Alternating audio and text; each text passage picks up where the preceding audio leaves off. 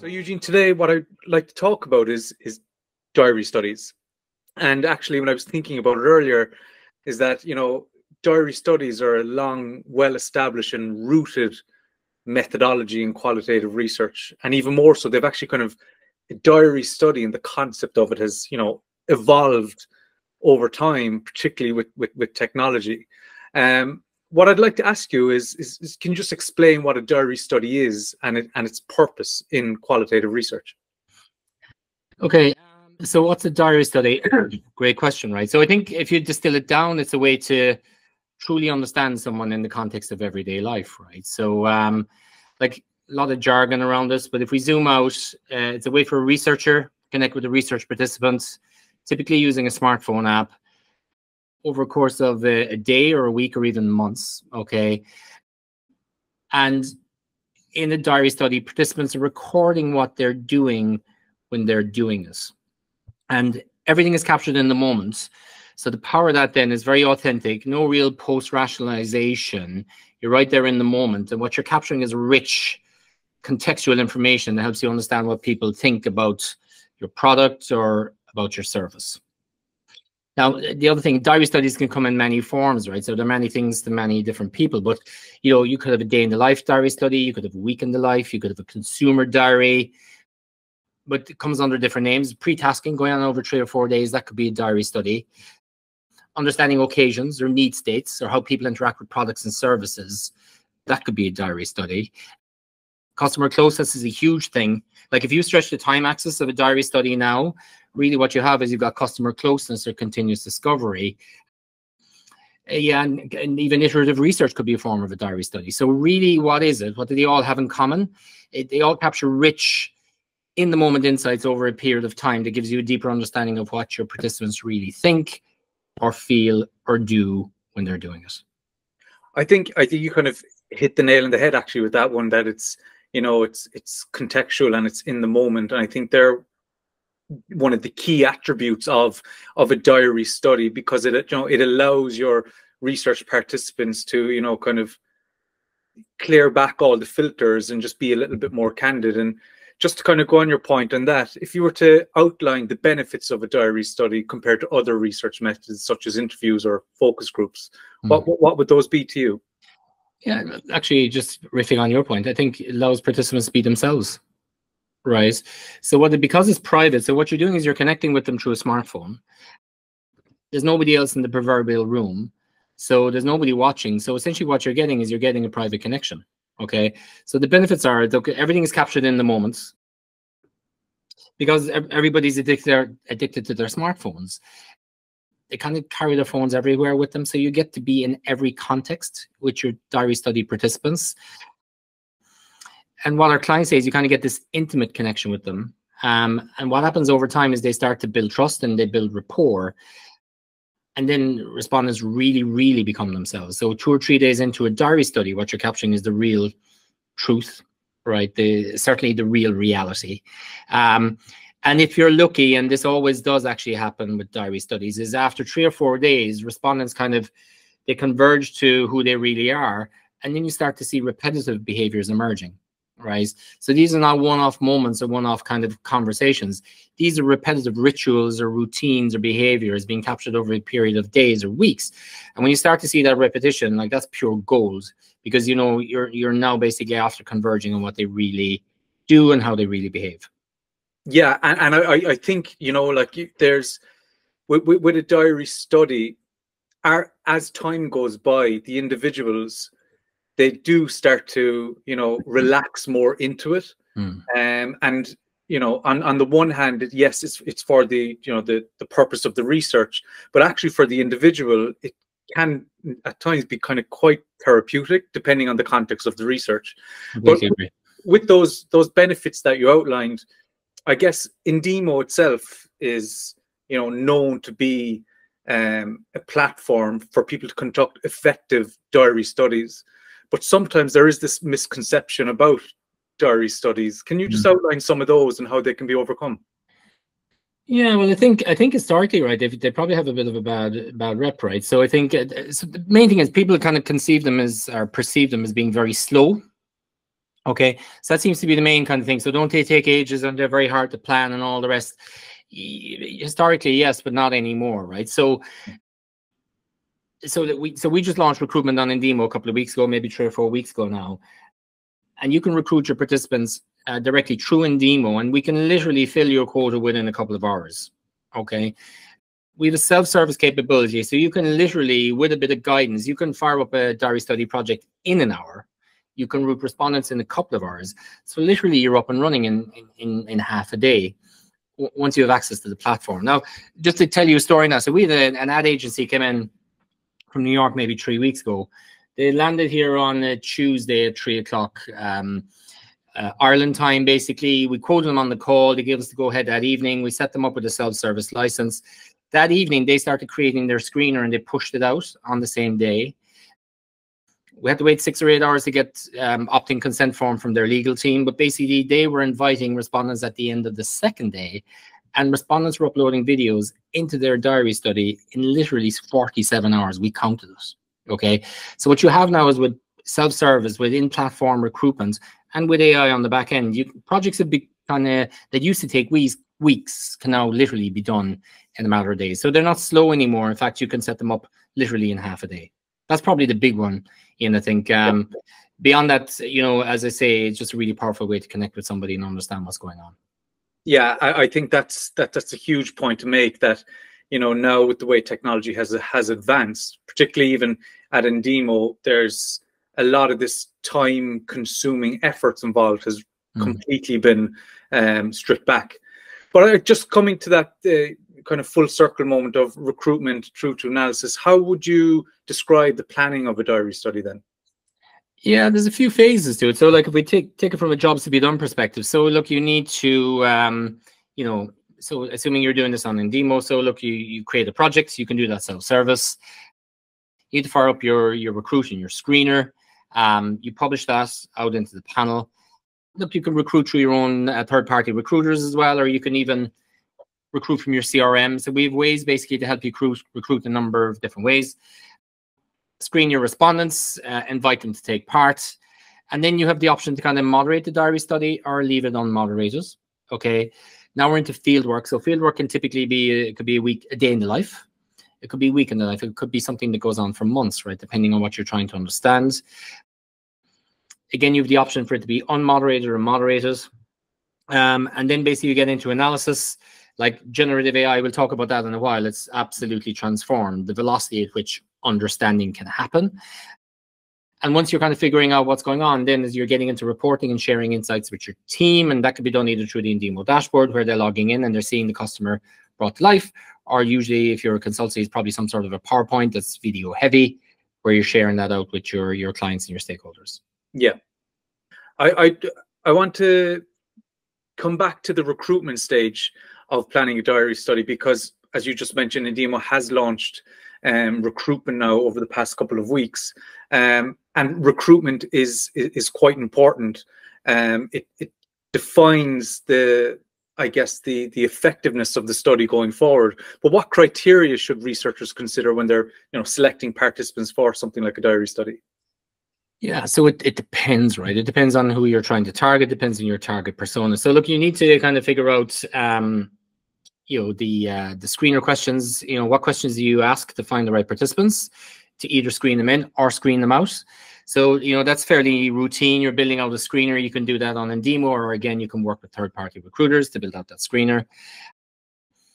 You can recruit in a number of different ways using Indeemo, right? So again, kind of repeating myself probably, but you can launch a screener on Indeemo. You can recruit from the panel that we've integrated with.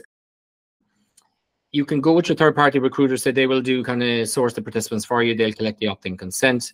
But what we've also built on Indeemo as well, and we're very kind of passionate about this, is we think you start with your customer first. Okay, so what you can do is, if you've got access to a CRM or a user list, we have a way on Indeemo to help you connect with that pool of respondents. Get them to sign up for free, basically, and we collect their opt-in consent for you. Just getting back into your question, the only thing really in addition to your normal screener is we recommend, do they have any element of tech savviness, right? So do they use social media? Are they on Instagram or WhatsApp or Snapchat or Facebook? I think some degree of smartphone literacy. Some, if they use social media, they'll be able to use Indeemo. It's pretty much like Instagram for qual. Those are the main things. The other thing is maybe, there might be specific smartphone operating system requirements, but it's, do they have the right smartphone operating system, and are they kind of social media savvy? And if they are, they can use Indeemo. Yeah, yeah. I think there's one of the big questions, and kind of like the elephant in the room, is when it comes to incentives and incentivizing your recruits. Are incentives crucial for participant engagement, and if so, why? Literally, like, the success of your project is directly proportional to the incentive you pay, right? So if you're paying peanuts, you're not going to get any engagement. So incentives are critical, right? So we track that. So when you set up a project on Indeemo, we basically ask you what incentive you're paying, because we can tell pretty much within 6 or 12 hours whether you're paying enough or not. Okay. So simplest takeaway here is it's kind of focus group money. Okay. Mm-hmm. So essentially what you do is, a diary study week in the life, maybe they're doing 15 minutes a day, 20 minutes a day, 45 minutes a day. What you got to do is you got to be realistic about the time investment that they're putting in on a daily basis. You total that up into a number of hours over the course of your diary study, and then you pay them so much per hour. So it's a very simple formula. 15, 20 minutes a day over the course of a week in the UK. Your average UK consumer diary study is probably 75 to 100 quid. In the US, it's typically maybe $125 to $175. That would be the normal. If it's all in home, it'll be less. If you want to send them out shopping, or if they have to travel or go out of home, you should be paying more. So being realistic about their time investment is critical. Paying the right incentive gets you the best results. The last thing to add in there is, if you're doing longitudinal studies, let's say it's going on for 3 weeks, we have a capability on Indeemo to kind of pay incentives in tranches.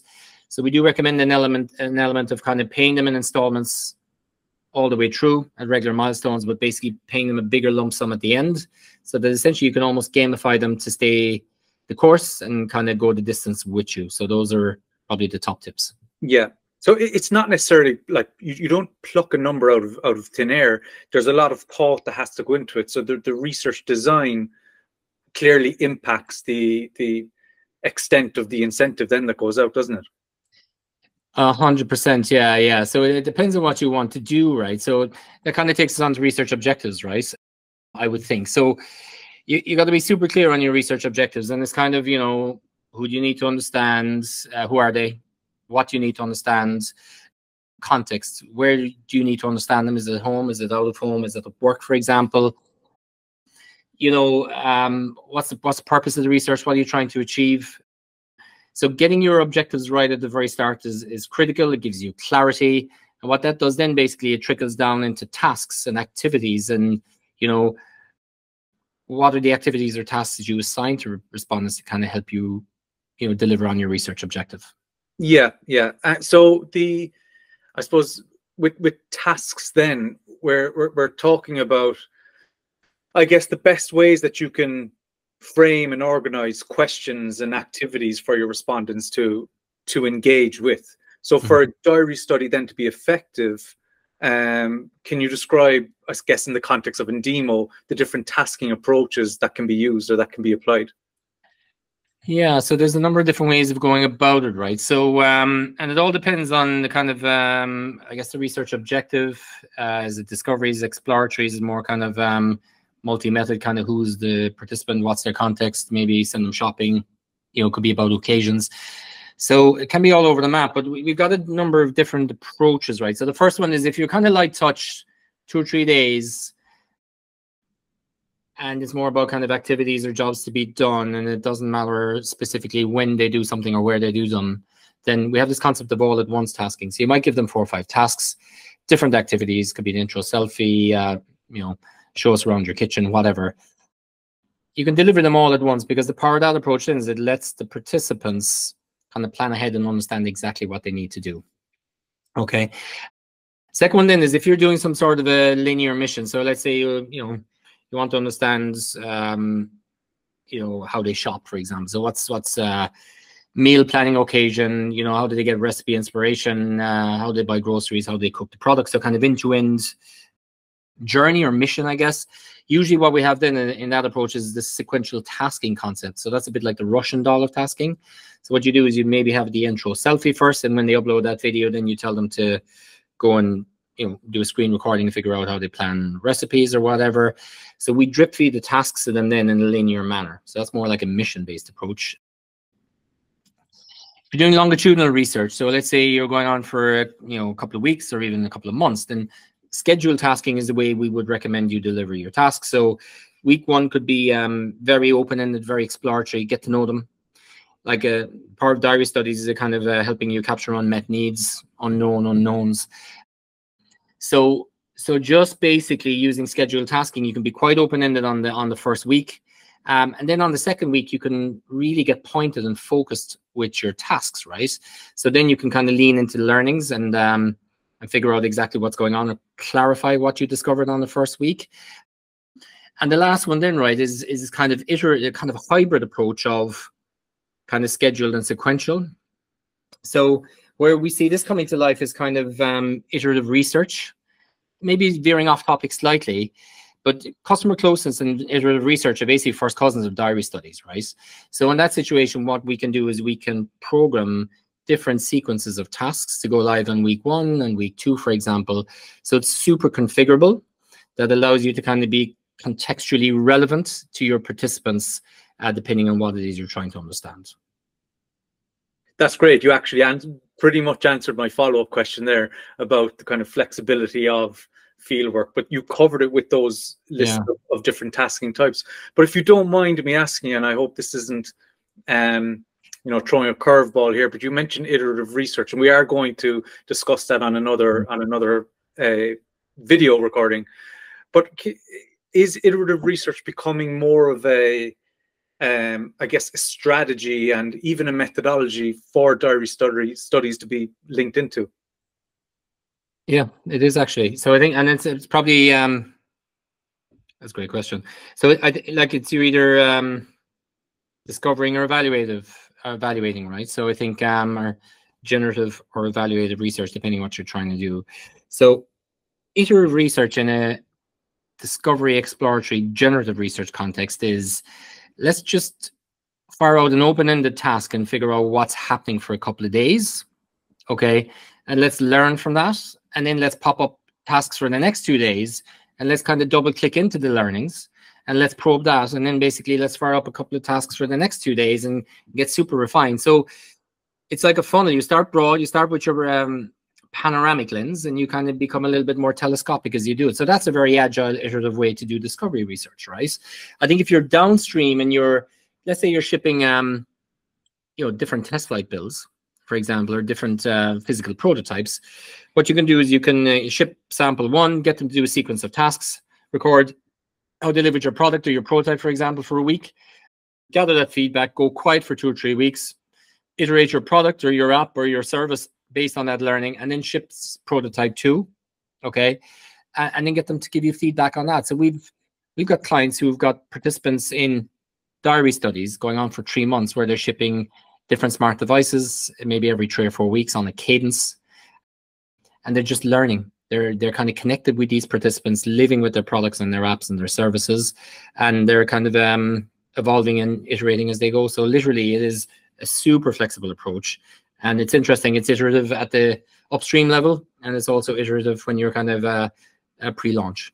Yeah, I totally agree. I think it's, for me, one of the things that I see coming through the projects on Indeemo. This fascinates me about iterative research, because you know, before you would think of a diary study as we're going to start on a Thursday and then on a Monday or whatever it is. But no, in fact, now this iterative approach allows the project to evolve over time, and even the research objective can slightly change as well, you know, and there's this continuous then stream of insights coming through. But we'll come back to that on another video, because that is a really important topic I'd like to talk about. So we've kind of gone through now the tips, how to plan the study, recruitment, incentives. I guess now we're at a point where we're dealing with qualitative data, unstructured data. primarily in the form of video now. So when it comes to analyzing your diaries, what role does generative AI play in the analysis of these? Wow, so it's changed everything, right? So I think generative AI is the biggest disruption to qualitative research since the internet. Like literally, it's as big as the internet. So why? You know, it makes it easy to do kind of rich, contextual, video, dense data research at scale, right? So if you were here this time 12, 15, 18 months ago, you wouldn't dream about doing a diary study that was video heavy, right? Like you run a million miles from it because it was so dense and so time consuming to do the analysis on the back end. But now you can do it at scale, right? So generative AI has changed everything. So it's the end of note taking. It does all summarization for you. It does thematic analysis for you. It'll even translate for you. It'll extract quotes for you. So think about it as having a kind of a supercharger or an assistant. So I think it basically absolutely supercharges researchers now. I think specifically, and we spoke a lot about this internally, right? But I think video diaries are the most suitable form of data collection for generative AI. Right. So I just want to get into the kind of physics of understanding there. But if you look at a focus group or an interview, your videos are typically 60 to 90 minutes long. Lots of people speaking over each other, you know, a kind of a smorgasbord of topics, and they kind of meander. They're very, very unstructured, right? But unlike focus groups and interviews with video diaries, the videos are typically no longer than 10 minutes. They're all single speaker video. Right. So the quality of the transcript is absolutely ideal. The other thing then, right, is that every video you capture in a task-based approach or in a diary-based approach, they're all kind of monotopical. I don't know if those two words have ever been said together before, but they're single topic videos, right? Yeah. So, and the AI eats that stuff for breakfast. So, you know, the generative AI has an easy time making sense of what's being said, single speaker, single topic. And a result of that, it gives you sharper results. Okay, it gives you more accurate results. And essentially, it cuts down your analysis time. Our clients are telling us anywhere from like 40 to 80%. Yeah. Right. So what does that mean for the researcher, right? So the researcher spends less time summarizing, note-taking, you know, kind of structuring data. And they spend more time on strategy, right? So you get straight into the data, you get deeper into the data faster, or kind of put it another way, you spend less time on the what, and you spend more time on the so what. And I think that's where the real value add comes. So I'm really excited by the potential of this to kind of, you know, as I say, supercharge researchers and kind of help them, you know, squeeze more understanding out of the research that they do. Yeah, it's been an amazing journey over 12 months now with generative AI being integrated into Indeemo. And I think, again, for another video, when we come back to the iterative research topic, is the use of video diaries and the use of generative AI completely transform the idea of iterative research as well, because it speeds up the process. I suppose looking back, you know, Indeemo's been around a good couple of years now. Diary studies have been around a long time. Yeah. Like, what emerging trends now do you see in diary studies? We have generative AI at the forefront of everything. What do you see for the future, and what do you see the role of platforms like Indeemo, how they're going to shape diary studies? Yeah, that's really interesting, right? So I think there's kind of two or three things come to mind. So I think diary studies, they'll move pretty much entirely to video. Okay. Look, it's richest form of research. It's so layered. Clients love it, but better still, the generative AI just absolutely eats it up. So like we're recommending clients now go pretty much default video in terms of diary studies, because it's so much easier to analyze on the back end. So that's like completely 180 degrees from where we were 15, 18 months ago, right? Yeah.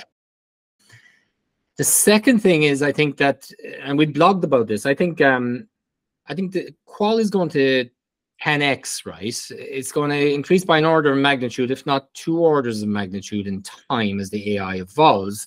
So I think what you'll see is you'll see diary studies going from tens of respondents to hundreds of respondents. And as the capacity of the models keeps increasing, and there is a Moore's law effect on that, I think you're going to be doing diary studies at kind of quantitative scale. And that gets very, very exciting, right? You know, because you're kind of eating at the kind of lower end of surveys then.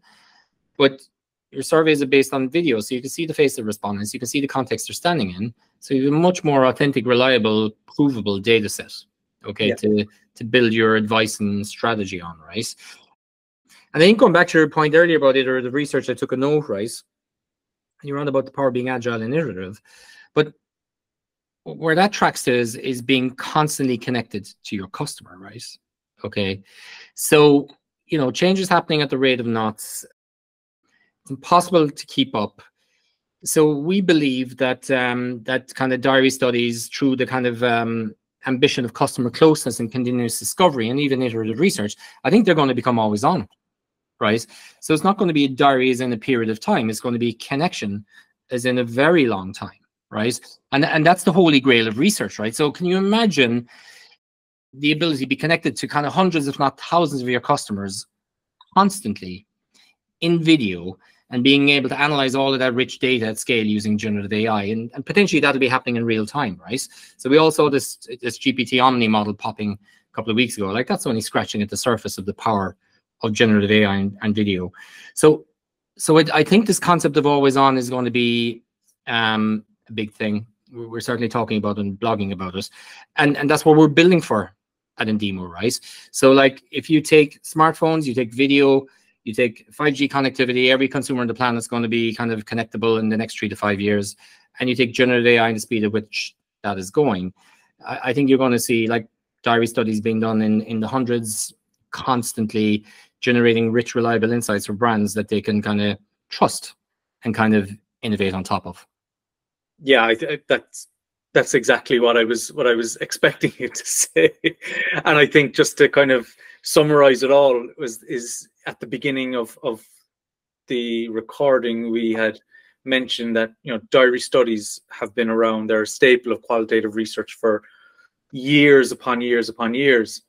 But it shows how flexible they are, because they have evolved with technology, with the use of smartphones, with the use of video, now with the use of generative AI, and, you know, who knows what's to come. Yeah, no, it's a very exciting time. So yeah, and I think we're only getting started. So I think it's super exciting. And again, look, we're huge fans of diary studies. I think they're the most authentic way to kind of understand what people think, what they feel, what they do, and how they experience your products and services. So yeah, we'd love to hear from anybody watching, see if we can support them on a future project. No doubt they will. Awesome. Thanks, Ian. Thank you. Cheers.